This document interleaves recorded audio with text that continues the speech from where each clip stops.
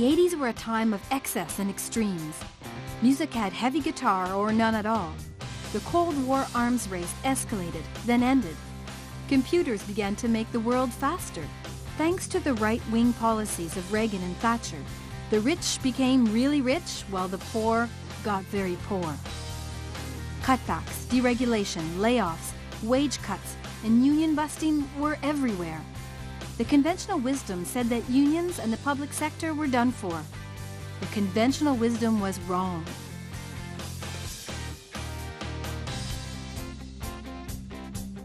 When Grace Hartman retired in 1983, CUPE members elected Jeff Rose to step into her shoes. Rose knew from his years as Toronto City Planner and Local 79 President that many of the union's biggest battles were fought in the political arena.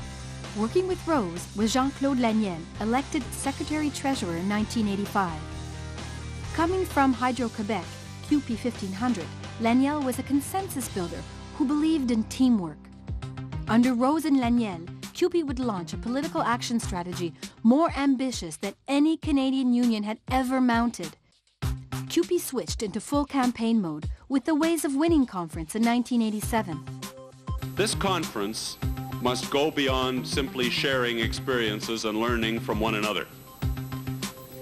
It must constitute a watershed, a turning point in this union's fight against contracting out and privatization. Winning was the word for it. In city after city, CUPE locals convinced municipal councils not to contract services out and to start contracting work back in. When the Mulroney government slashed public services, privatized, deregulated, and pushed through a sweeping free trade agreement with the US, it also did something else. It galvanized activists across Canada. CUPE helped lead a massive progressive movement under the umbrella of the Pro-Canada Network. Record-breaking demonstrations swept the country. CUPE pushed on all fronts, joining a national campaign for quality nonprofit childcare, launching the airfare campaign, fighting deregulation, protesting the GST and advocating for tax fairness, and defeating right-wing governments at the ballot box. The right was facing the combined strength of labor and community organizations across the country, and CUPE members needed that strength like never before. BC's anti-union legislation sparked a walkout by 250,000 workers. The New Brunswick government tried to break signed contracts. An 8-day illegal strike by CUPE forced them to back down. And Quebec's government tried to override free collective bargaining. These and other attempts to intimidate public employees just made us stronger and more united. The union's biggest strength? Our members. In 1984, Defending CUPE began training members in grassroots activism. Within 5 years, there were more than 3,000 graduates. More than half of them, women. And CUPE took a powerful lead in digital innovation in 1984 with its first technology officer. By 1989, every regional and area office was computerized, along with the national office. And members were connected nationwide with email and online conferencing through Solinet. CUPE's growing strength and innovation resulted in victories at the bargaining table. Big advances for childcare workers in Ottawa and Nova Scotia. 70,000 Ontario hospital workers winning a jointly trusteed pension plan.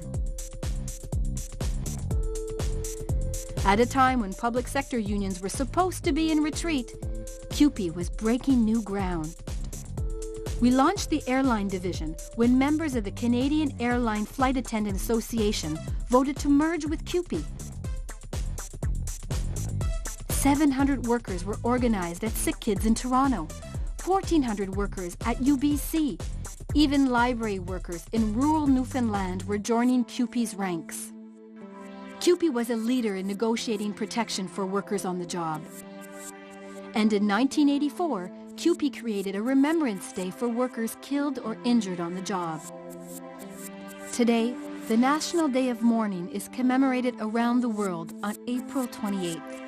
Mourn for the dead, fight for the living.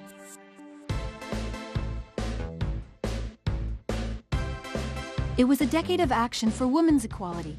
CUPE held its first National Women's Conference in 1984.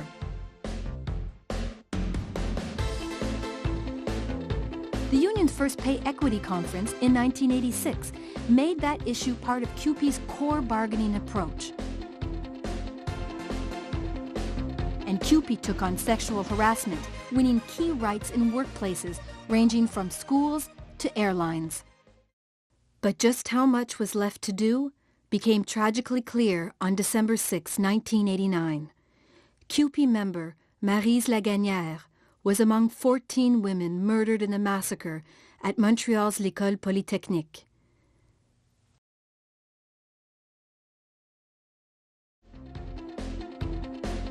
In the same year, CUPE took a step forward for women, electing Toronto Library worker Judy Darcy as Secretary-Treasurer. CUPE also took a hard look at the union's own culture. CUPE began a campaign of anti-discrimination education immediately and created the Equal Opportunities Department. The Rainbow Committee launched, putting diversity and employment equity on the bargaining agenda.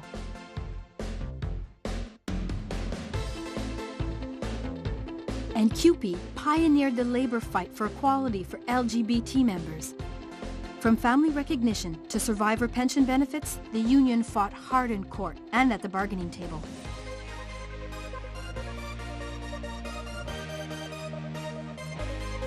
CUPE joined a court challenge that ultimately changed the definition of spouse and triggered the fall of discriminatory laws across the country.